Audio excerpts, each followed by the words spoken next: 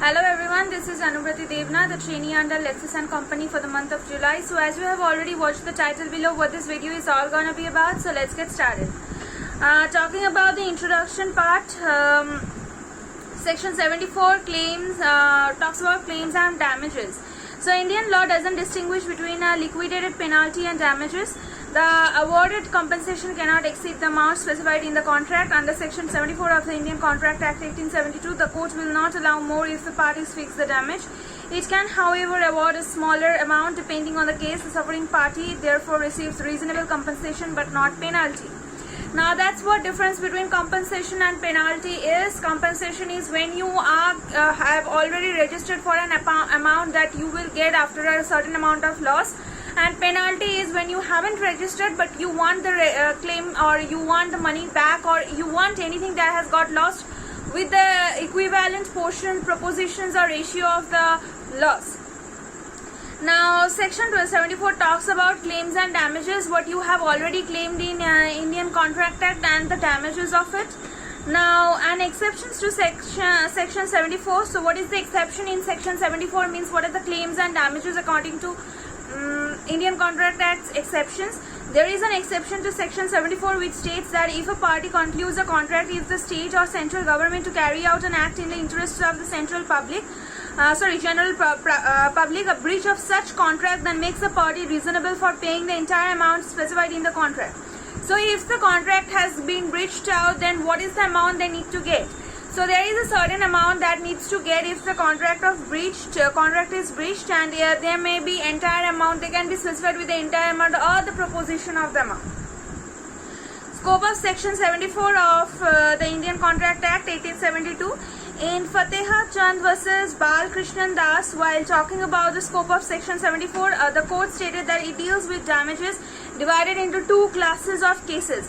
One, firstly, if there is a predetermination of the amount to be paid in the event of contract breach. Two, and secondly, where the contract may contain any further penalty stipulation.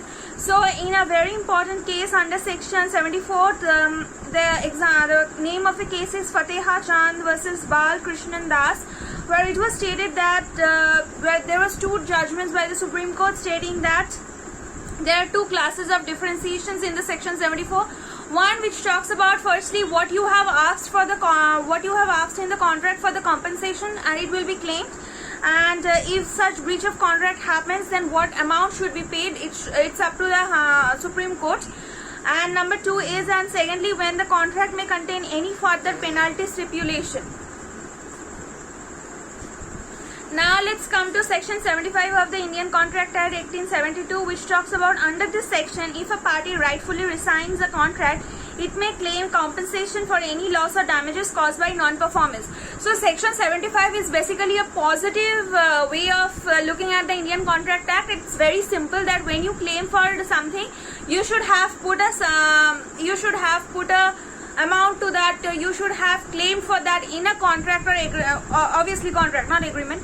So that means that when section 75 talks about that what you are asking for, you should have already told them about. Means told over here means contract.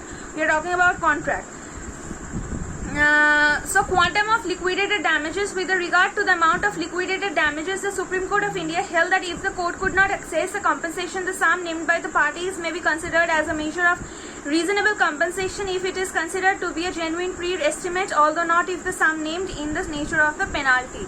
So it's basic that with regard to the amount of liquidated damages, if the damages have been a liquidated damages means all the commerce student can easily understand. Liquidated fund means the money you have in your hand, means the cash amount of money you have. Liquidated damages means the loss you have incurred, which is immediate, where you can get the compensation immediately. So since the contracts do not quantify indirect consequential damages, however, the said principle laid down by the Supreme Court could also apply to such damages. So there were said principles. If the compensation is not being held, like this amount will be given after this loss, if this amount of this type of contract is not being there, then the Supreme Court decisions or the verdicts can be applied in that kind of cases, similar cases. So it is also well-established position in law that losses in term of money can be determined. The claiming party must prove the loss incurred by him. In addition, the causation principles and the attempt by parties to mitigate such losses also play a key role in determining damage liability. Now, estimation of damages, from where damages caused. So the object of the award of damages for breach of contract is to place the injured party in the position in which he would have been if the contract has been executed. Section 73 to 75 of the Contract Act deals with the rules relating to loss and damages resulting from contract breach. The rules lay down that. So there are certain rules. Damage is paid as compensation and reimbursement and not as sanctions. In fact, damage efforts are made to restore the party to the same position as if the contract had been carried out. So it was said in Hadley versus Baxendale, where it was stated that compensation or contract compensation means what you have lost, you will rectify that and make it very much equal. And that's what actually the contract says. It means compensation to a contract says. Now, is compensation is paid for near losses as in the normal course of events, natural, fair and reasonable may occur. So the contract compensation should be natural, fair, equitable, equivalent and all this. Like it should be very much equivalent, rational, reasonable. 3. No compensation may be paid for any losses that are remote or indirect as provided by section 73. No compensation will be related to any such losses which are remote and like indirect to the loss. So compensation may be paid for any loss or damage known to the party when the contract was entered by him. So the compensation will be claimed or given to any such party where there is direct damage or loss or which has been claimed against them.